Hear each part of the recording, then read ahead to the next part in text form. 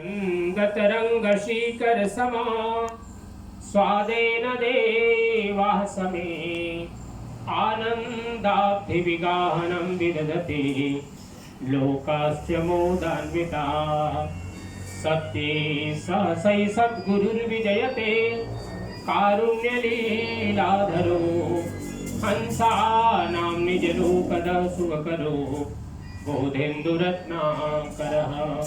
यो ब्रह्माणं विदधाति पूर्वं यो वै वेदांश्च प्रहिणोति तस्मै तमः देवमात्मबुद्धिप्रकाशं मुमुक्षुर्वै शरणमहं प्रपद्ये।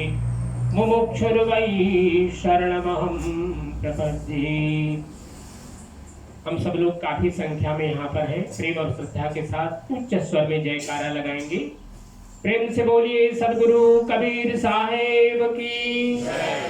आप सब लोग काफी लोग हैं, थोड़ा सा आवाज दीजिए। अभी आप सबके लिए प्रसाद महाप्रसाद का भी प्रबंध है। प्रेम से बोलिए सदगुरु कबीर साहेब की। सदगुरु कबीर साहेब की। सब संत भक्त समाज की आज के आनंद की। सत्य पुरुष परमात्मा हम सबके हृदय में विराजमान सदगुरु कबीर साहेब परम आदरणीय महंत श्री अमर साहेब जी ब्रिजमोहन, परम आदरणीय परम श्रद्धेय सभी भक्त हंसजन, देवियों सज्जनों और प्यारे बच्चों, परम पावन अवसर आज हम सब लोग आरेता के इस रूपन परिवार में आए हैं। भक्त श्री अश्विन रूपन जी, उनकी धर्मपत्नी श्रीमती स्वीटी रूपन, उनके पुत्र शिवांश रूपन, उनकी श्रद्धेय माता जी, उनकी बहन जी और कमला बहन, उनकी भाभी जी और गायत्री जी, उनके पुत्र राजीव और साथ ही साथ यहाँ आपसे जुड़े हुए जितने भी लोग हैं वे सभी और हमारे श्री कबीर काउंसिल की भजन मंडली, सभी भक्त हंसजन, देवियों सज्जनों, आज हम सब लोगों के बीच में यह सात्विक ज्ञान यज्ञ चौका आरती की विधि की जा रही है। बहुत ही प्रेम और श्रद्धा के साथ हम सब जानते हैं कितनी तैयारी करते हैं तब ये पूजा का शुभारंभ हो पाता है, क्योंकि इस पूजा में काफी तैयारी करनी पड़ती है और वह आप सब लोगों ने बहुत प्रेम और श्रद्धा के साथ की है। सदगुरु कबीर साहब की यह पावन भक्ति की धारा, भक्ति के साथ साथ हम सब लोग कुछ न कुछ इसमें ज्ञान का आनंद लेते हैं, वैराग्य का आनंद लेते हैं, कर्मयोग का आनंद लेते हैं। ये सदगुरु कबीर साहब का दिया हुआ अनमोल विधि, जिसके माध्यम से हम सब लोग अपने जीवन में आए हुए सभी कल्मश पापों को दूर करते हैं। और एक ऐसा अवसर ही हम सब लोगों के बीच में है कि अश्विन भाई ने बहुत ही प्रेम और श्रद्धा के साथ अपनी धर्मपत्नी, अपनी माता जी और सब परिवार के साथ मिलकर के ये पूजा आज की रखी है। रूपन परिवार मॉरिशस में, ये उनका जो पुत्र है शिवांश, और पेपर का नाम क्या है, मोक्षित सिंह रूपन, तो ये इनके घर में ये छठवीं पीढ़ी है जो भारत से आए थे। रूपन और रामबरन एक ही परिवार है, शायद एक ही जहाज में आए हुए थे, लेकिन बाद में चल करके सरनेम दो हो गए। तो भक्ति की ये परिवार है जिसमें बराबर सत्संग, पूजा, कुछ न कुछ कार्यक्रम होते रहते हैं। बीच में एक लंबी अवधि बीत गई, लेकिन धन्य है इस घर में एक ऐसी बहू आई, श्रीमती स्वीटी रूपन। उन्होंने अपने पति को प्रेरित किया कि हमारे घर में बहुत दिनों से कोई सत्संग पूजा नहीं हुआ, तो हम सब लोगों को कुछ न कुछ तो करना चाहिए। तो हमारी इच्छा थी कि आज इनकी गुरु पूजा के साथ साथ गुरु दीक्षा भी इनकी हो, लेकिन भविष्य में जब इनकी पूरी तैयारी मानसिक रूप से हो जाएगी तब ये विधि की जाएगी, पत्नी और इनके पुत्र का, अश्विन भाई के। तो आज ये पूजा की जा रही है सदगुरु कबीर साहब के। अभी हम सब लोगों ने रामायणी सुनी। उन्हीं रामायणियों में एक रामायणी है लगभग जो हम लोगों की 6वीं रबैनी हम लोग जो गाते हैं, धर्मदास मानो उपदेशा, तो उसी के समानांतर एक भजन है, उग्र ज्ञान का कहो संदेशा, धर्मदास मानो उपदेशा। सदगुरु कबीर साहब ने इस ज्ञान को अर्थात उनका जो उपदेश है उसको उग्र ज्ञान कहा। उग्र ज्ञान का अर्थ होता है जैसे एक सामान्य अग्नि जलती है और एक अग्नि होती है जो धधकती है, मतलब खूब तेज प्रवाहित होती है। और संसार में 2 प्रकार की अग्नि मानी गई है। एक अग्नि है जो समुद्र के अंदर में होती है और एक अग्नि है जो बड़े बड़े जंगलों को जलाती है। उसमें हरे हरे वृक्ष भी जल जाते हैं, जैसे सूखे पत्ते जलते हैं वैसे ही हरे हरे वृक्ष भी जल जाते हैं। तो जो समुद्र के अंदर में अग्नि रहती है उसको हम बड़वाग्नि कहते हैं। बड़वाग्नि, अगर वो बड़वाग्नि समुद्र के अंदर जब प्रज्वलित होती है तो बड़े बड़े सुनामी आते हैं। और इसी प्रकार से जो जंगलों को जलाती है अग्नि, उसको दावानल कहते हैं। दावानल जब एक बार किसी जंगल में लग जाता है तो उसको फिर बहुत लंबा समय लगता है, क्योंकि वो इतना उग्र होता है, इतना उसमें शक्ति होती है उस अग्नि में कि पूरे के पूरे जंगल और जंगल के आसपास जितने भी घर मकान होते हैं वो सब जल जाते हैं। तो सदगुरु कबीर साहब ने अपने ज्ञान को उग्र ज्ञान कहा। जैसे दावाग्नि और बड़वाग्नि है, संसार में 2 सबसे बड़ी अग्नि है, जल के अंदर बड़वाग्नि और पृथ्वी अर्थात थल में रहने वाली अग्नि को हम दावानल कहते हैं, दावाग्नि। क्यों सदगुरु कबीर साहब ने अपने ज्ञान को उग्र ज्ञान कहा? इसलिए कि इस ज्ञान से जो जुड़ता है, जो भी भक्त जुड़ते हैं, यजमान जुड़ते हैं, उनके जीवन के जितने भी सूक्ष्म से लेकर के स्थूल कल्मश हैं, अग हैं, पाप हैं, वे सभी के सभी समाप्त हो जाते हैं। कैसे समाप्त होते हैं? केवल उपदेश करने या उपदेश सुनने से नहीं होता है। ये व्यक्ति के जीवन में सब सदगुरु के उपदेश को मान करके उसको हम जीवन में आचरण करते हैं तो ये ज्ञान हमारे जीवन को शुद्ध कर देता है, सभी प्रकार के बुराइयों से हमें दूर करता है। इसलिए सदगुरु कबीर साहब ने कहा कि हे धर्मदास जी, मानो उपदेशा, उग्र ज्ञान का कहूँ संदेश। मैं आपको उग्र ज्ञान समझा रहा हूँ, इस उपदेश को आप मन से एकाग्र होकर के इसको श्रवण करें और स्वयं के साथ साथ अपने आने वाले जो भक्त जन हैं उन सबको भी इस अग्नि के माध्यम से, इस ज्ञान के माध्यम से उनके जीवन को भी शुद्ध करें। तो सदगुरु कबीर साहब इस भजन के माध्यम से आगे जो कह रहे हैं, धर्मदास मानो चितलाई, रहो ठिका पर वचन न जाए, उचट न जाए। क्योंकि हम कभी कभी शरीर से यहाँ बैठे होते हैं, जैसे आप पूजा में, आप सब लोग यहाँ पर बैठे हैं, लेकिन सबका ध्यान पूजा में नहीं है। किसी का ध्यान घर पर है, किसी का किसी मित्र के साथ में, किसी को अगर पूजा के बाद कहीं और जाना है तो ध्यान वहां है।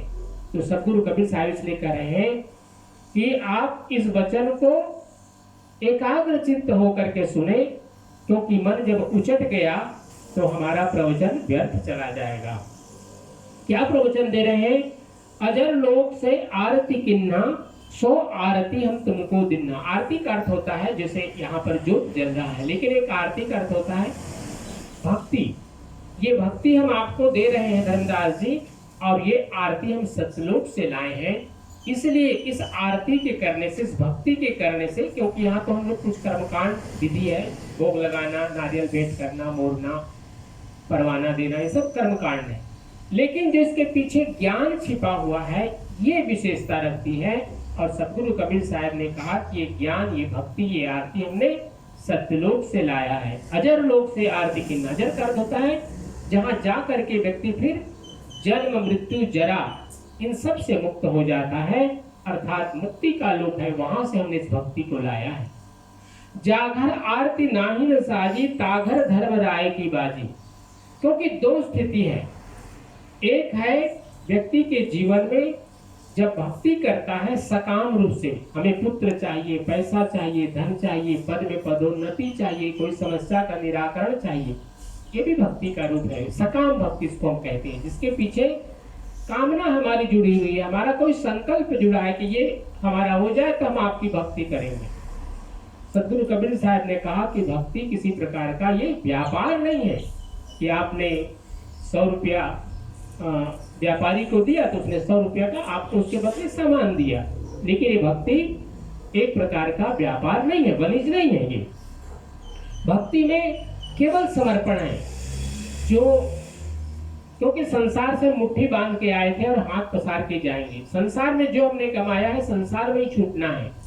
तो सदगुरु कबीर साहब ने कहा जब मेरा कुछ है ही नहीं तो हम उसके प्रति ममत्व क्या रखें, हम उसको क्या दे जो आप ही का पहले से है।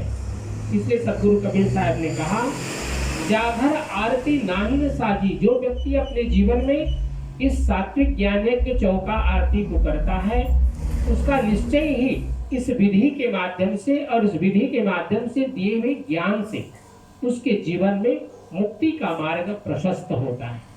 और साथ ही साथ जो व्यक्ति भक्ति नहीं करते हैं उनका पुनः पुनः इस संसार में आना और अनेक अनेक योनियों में जाना ये निश्चित है। सदगुरु कबीर साहब कह रहे हैं जागर आरती करहु बनाई निर्भय हंस लोक को जाई। जो मनुष्य जो भक्त सदगुरु की शरणागति में आकर के भक्ति करते हैं तो निश्चय ही उसको कौन सा लोक प्राप्त होता है, सत्य लोक की प्राप्ति होती है। वो निर्भय होकर के हंस लोक को जाता है, सत्य लोक को जाता है। ये सदगुरु कबीर साहब ऐसे भक्तों के लिए एक प्रकार का वचन दे रहे हैं। कोटिन ज्ञान कथे नर लोई बिन आरती बाँचे नहीं कोई। अर्थात हम सभी चारों वेदों को पढ़ लें, उपनिषदों को पढ़ लें, सभी संतों की ज्ञान वाणियों को पढ़ लें, हम रोज पाठ भी करें उनका, लेकिन अगर हम उसको जीवन में आचरण नहीं करते हैं तो केवल ज्ञान और पाठ करने से लाभ नहीं होगा। हाँ, कुछ न कुछ उसमें समाप्ति होगी हमारे दोषों की, संस्कार मिलेंगे हमें, लेकिन जो पूरा लाभ मिलता है वो आचरण से ही मिलता है। ये सदगुरु कबीर साहब धनी धर्मदास को समझा रहे हैं कि बिना आरती बाँचे नहीं कोई। भक्ति करेंगे तभी हम उस यम के कष्ट से दूर हो पाएंगे। ये सदगुरु कबीर साहब का धनी धर्मदास साहब को उपदेश है। अजर ज्योति आरती प्रकाशा दूत भूत जम माने त्रासा। सदगुरु कबीर साहब कह रहे हैं कि ये जब आरती एक ज्योति है जो बाहर जल रही है, अभी ज्योति हम लोगों ने देखा, आप सब लोग देख रहे हैं यहाँ पर ज्योति जल रही है। एक ज्योति है जो बाहर है जिसके प्रकाश में हम सब लोग पूजा पाठ अपने दिन के जितने भी कार्य हैं सब करते हैं। एक प्रकाश ज्योति स्वरूप सूर्य है जिसके माध्यम से हम सभी लोग काम करते हैं। अगर सूर्य न हो तो हम लोग कुछ भी नहीं कर सकते, पूरी सृष्टि समाप्त हो जाएगी अगर सूर्य का प्रकाश न मिले तो। अटलांटिक सागर में आप सब लोग जानते हैं केवल वहां पर बर्फ है, कोई वहां पर पेड़ पौधे नहीं उगते क्योंकि वहां पर सूर्य का प्रकाश नहीं जाता है। सदगुरु कबीर साहब कह रहे हैं कि अजर ज्योति आरती प्रकाशा। जिस व्यक्ति के जीवन में ये अजर ज्योति का प्रकाश हो जाता है, अर्थात जिसकी आत्म ज्योति प्रकाशित हो जाती है, जिसके हृदय में सदगुरु का ज्ञान का प्रकाश प्रज्वलित हो जाता है, उसके जीवन में दूत भूत जब माने त्रासा। अर्थात जितने भी जीवन में दैहिक दैविक और भौतिक, यहाँ पर साहब ने नाम लिया दूत भूत। दूत भूत इसलिए कहा कि लोग समझ सके कि कभी कभी हम सब लोग भ्रम में आकर के सोचते हैं कि कोई भूत प्रेत होगा, ऐसा कुछ नहीं है। समझाने के लिए सदगुरु कबीर साहब ने इस शब्द का उपयोग किया है। दूत भूत जम, 3 प्रकार की बात उन्होंने कहा। दूत अर्थात यमदूत, भूत मतलब जितने भूत प्रेत हैं जो मर चुके हैं, और जम, जम का अर्थ होता है जो जम के दूत है जो मृत्यु के बाद हमें लेने के लिए आते हैं। इन सब का त्रास समाप्त हो जाता है, इन सब का दुख समाप्त हो जाता है अगर अंतर ज्योति हमारी जागृत हो जाती है और हम सदगुरु के वाणियों पर अपने जीवन को आचरण करके ले चलते हैं। तब कहे कबीर सुनो धर्मदासा हंसा पावे लोक निवासा।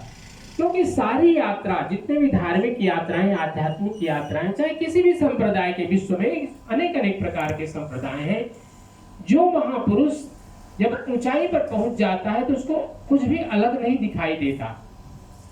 हमने यहाँ पर एक यात्रा की लेपुस पहाड़ की। लेपुस पहाड़ पर अगर आप चढ़ जाएंगे तो आपको अलग अलग नहीं दिखाई देगा, एक ही मॉरिशस दिखाई देगा। लेकिन जब हम नीचे हैं तो दिखाई देता है कि ये वाकवा है, ये फेनिक्स है, ये क्यूपिड है, ये उत्तर है, दक्षिण है, पूर्व है, पश्चिम है, मध्य है। लेकिन जब एक महापुरुष ऊंचाई को प्राप्त कर लेता है था सदगुरु की, जब उसको भक्ति और ज्ञान प्राप्त हो जाते हैं, तब उसके बाद उसको दो भाव नहीं दिखाई देता। उसको फिर कोई हिंदू, कोई मुस्लिम, कोई सिख, कोई ईसाई, कोई भेदभाव नहीं रहता, क्योंकि उसको पता लगता है शक्ति तो एक ही है। जिस महापुरुष ने जिस रूप में पाया, उसने उसको किसी ने रब कहा, किसी ने भगवान कहा, किसी ने ईश्वर कहा, किसी ने गॉड कहा, किसी ने उसको अनेक अनेक नाम दे दिए, लेकिन वो परमात्मा की जो शक्ति है सब एक ही रूप में है।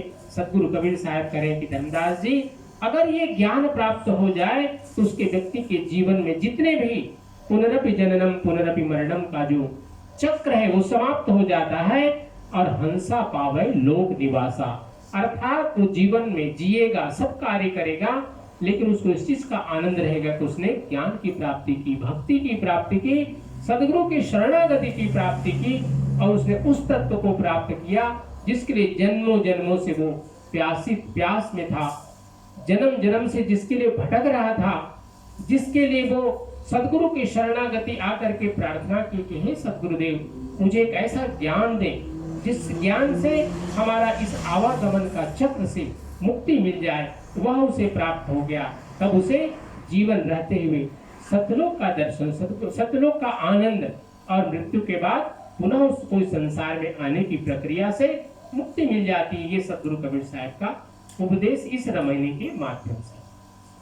आप सभी लोग बहुत इस प्रेम और श्रद्धा के साथ यहाँ पर आए हैं, और आप सबके जीवन में भक्ति है। हम सब लोग मॉरिशस देश में रहते हैं, और हम इस देश में हमने देखा सब लोग मिल करके जब गणेश पूजन होता है सब लोग उसमें भाग लेते हैं। शिवरात्रि भी आई, सब लोगों ने भाग लिया। अभी नवरात्रि आएगी, कुछ दिनों के बाद रामनवमी आएगी, सब में हम लोग भाग लेते हैं। हम लोग सभी आर्य हिंदू सनातन परंपरा के लोग हैं, सभी का सम्मान करते हैं। सदगुरु कबीर साहब ने सभी का सम्मान करने के लिए कहा, लेकिन एक बात उन्होंने जरूर कही कि सबके यहाँ जाओ, सबके प्रति सम्मान करो, लेकिन जो मूल ज्ञान है उसको समझो, क्योंकि संसार किसी मूर्ति में नहीं बंधा हुआ है, किसी ग्रंथ में नहीं बंधा हुआ है। वह परमात्मा मुक्त है और इसलिए दूसरों को मुक्ति दे सकता है। वह मंदिर में बंधा नहीं है, मस्जिद में बंधा नहीं है, गिरजाघर में, चर्च में नहीं बंधा हुआ है। ये सारी चीजें तो मनुष्य बनाते हैं। परमात्मा इन सब से मुक्त है, और उनकी शरणागति में जब हम जाएंगे तभी हम मुक्ति के मार्ग में जा सकते हैं। भक्ति हमारे जीवन में ऐसी ही अवतरित होती रहे, भक्ति के मार्ग से कभी हम भटके नहीं है। हमारे जीवन में अहंकार न हो, सबके प्रति प्रेम बना रहे, यही सदगुरु का हम सबके लिए उपदेश है।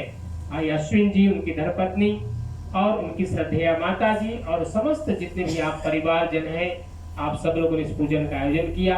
सत्य पुरुष परमात्मा आप सबके जो संकल्प है उसको पूर्ण करें, और इस परिवार की ओर से आप जितने भक्त हंसजन आए हैं सबके प्रति आभार। सत्य पुरुष परमात्मा की सबको कृपा प्राप्त हो, आप सबका जीवन मंगलमय आनंदमय हो, यही सदगुरु से प्रार्थना करते हुए आइए सब मिल करके सत्य नाम का उच्चारण करेंगे। सत्य नाम एक परमात्मा सत्य है, वो बदलता नहीं है, लेकिन संसार की जितनी भी वस्तुएं हम सब लोग बदलते हैं। सब लोग मिल करके गाएंगे, आप सब लोग मेरे साथ गाइए। सत्यनाम सत्यनाम सत्यनाम बोल, जय करुणामय सत्यनाम बोल, सत्यनाम सत्यनाम सत्यनाम बोल, जय करुणामय सत्यनाम बोल, सत्यनाम सत्यनाम सत्यनाम बोल, जय करुणामय सत्यनाम बोल, सत्यनाम सत्यनाम सत्यनाम बोल, जय करुणामय सत्यनाम बोल, सत्यनाम सत्यनाम सत्यनाम बोल, जय करुणामय सत्यनाम बोल, जय करुणामय सत्यनाम बोल, जय करुणामय सत्यनाम बोल। प्रेम और श्रद्धा के साथ सदगुरु के चरणों में 3 बार बंदगी करेंगे। हम सब लोग मिलकर के हाथ जोड़े और सदगुरु के चरणों में बंदगी करेंगे 3 बार। साहेब बंदगी, साहेब बंदगी, साहेब बंदगी। आरती के लिए हम सब लोग खड़े होते हैं।